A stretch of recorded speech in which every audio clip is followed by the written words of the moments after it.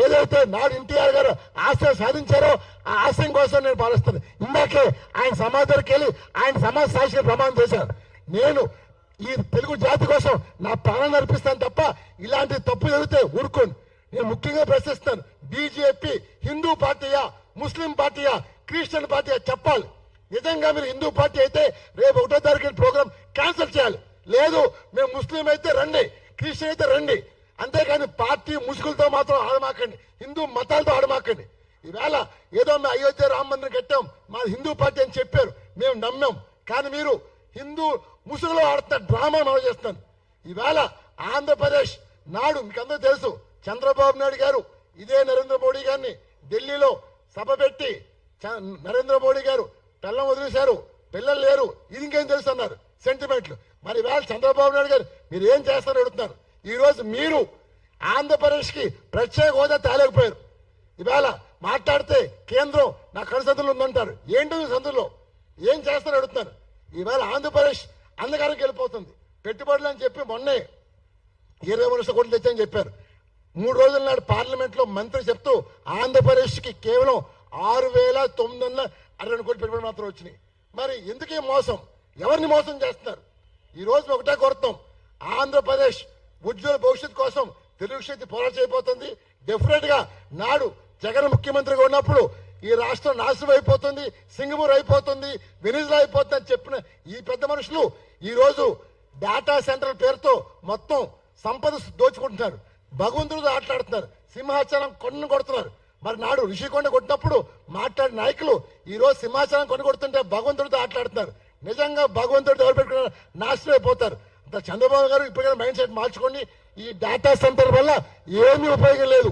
మీకు పర్సనల్ గా మీకు లోకేష్ కి ఉపయోగం తప్ప మాకు ఉపయోగం లేదు.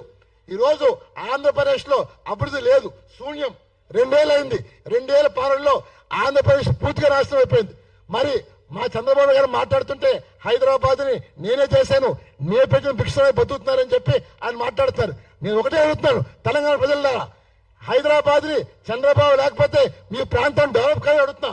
మరి ఆయన ఇప్పటికీ అదే మాట చెప్తున్నారు. ఇప్పటికైనా సరే ఒకటే కోరుతున్నా, ప్రాంతాలు విడిపోయినా సరే తెలుగు జాతి కోసం కలిసి ఉండాలి.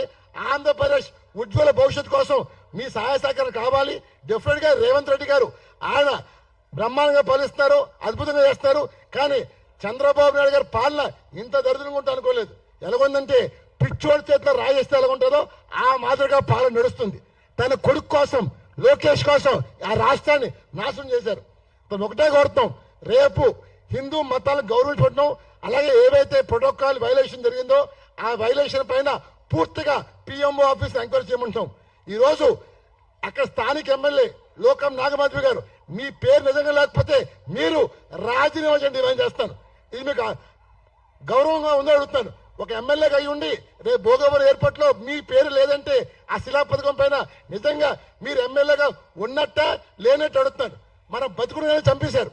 అదలా ఈ ప్రభుత్వం కేవలం తన స్వార్థం చూసుకుంటుంది, ఇంకోటి కాదు. అదలా లోకేష్ తో రాష్ట్రం నాశనం అయిపోతుంది. ఈ ఎయిర్పోర్ట్ పైన ఒకటే కోరుతాను, పిఎంఓని, రాష్ట్రపతి గాని, ప్రధానమంత్రి గాని, మీరు ఎంక్వైరీ ఏమని కోరుతారు, సిబిఐ ఎంక్వైరీ, అలాగే ఈడీ ఫైనాన్స్ ఎంక్వైరీ ఏమండి.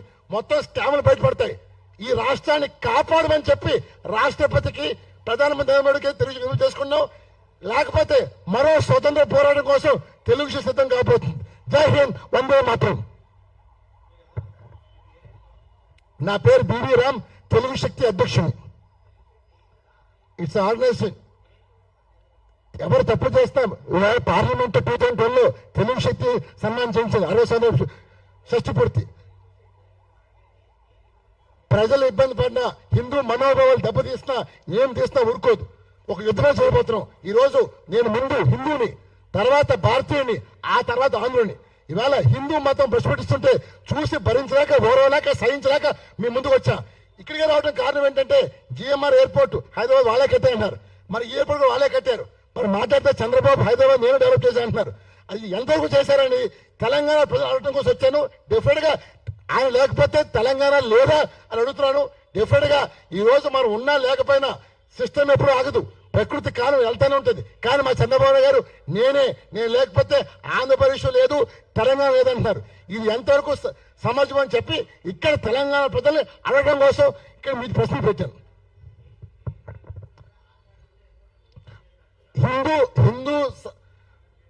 హిందూ సాంప్రదాయం ప్రకారం ఎవరు కూడా ఆషాఢంలో శుభకార్యాలు చేయరు, ప్రారంభోత్సవాలు చేయరు, పెళ్లిళ్ళు చేసుకోరు.